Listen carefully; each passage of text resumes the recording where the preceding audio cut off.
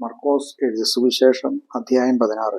ശബത്ത് കഴിഞ്ഞ ശേഷം മഗ്ദലക്കാരത്തി മറിയയും യാക്കോബിന്റെ അമ്മ മറിയയും ശലോമയും ചെന്ന് യേശുവിന്റെ ശരീരത്തിൽ ലേപനം ചെയ്യാൻ സുഗന്ധദ്രവ്യങ്ങൾ വാങ്ങി.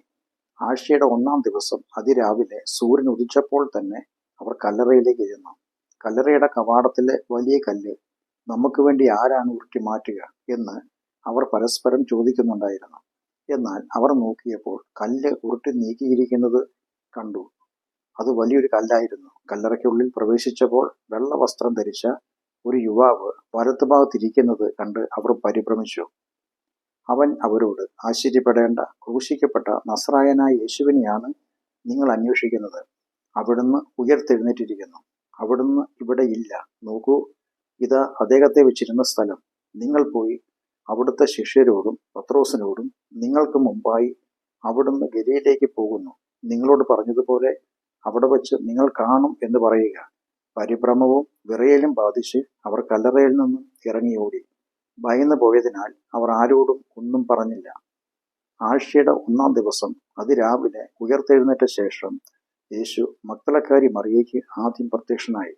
മുമ്പ് അവളിൽ നിന്ന് താൻ 7 ഭൂതങ്ങളെ പുറത്താക്കിയിരുന്നു.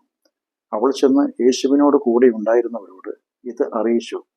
അവർ ദുഃഖിച്ചും കരഞ്ഞും ഇരിക്കുകയായിരുന്നു.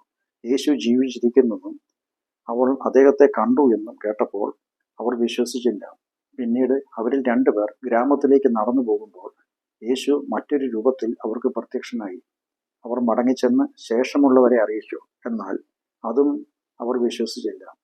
പിന്നീട് ശിഷ്യർ 11 പേരും ഭക്ഷണം കഴിച്ചുകൊണ്ടിരിക്കുമ്പോൾ യേശു അവർക്ക് പ്രത്യക്ഷനായി.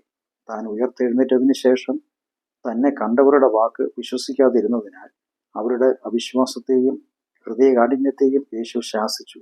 അവിടുന്ന് അവരോട് ഇങ്ങനെ പറഞ്ഞു, നിങ്ങൾ ലോകമെങ്ങും പോയി എല്ലാ സൃഷ്ടിയോടും സുവിശേഷം പ്രസംഗിക്കുക. വിശ്വസിക്കുകയും സ്നാനമേൽക്കുകയും ചെയ്യുന്ന വ്യക്തി രക്ഷിക്കപ്പെടും. വിശ്വസിക്കാത്തയാൾ ശിക്ഷിക്കപ്പെടും. വിശ്വസിക്കുന്നവരോടുകൂടെ ഈ അടയാളങ്ങൾ ഉണ്ടാകും.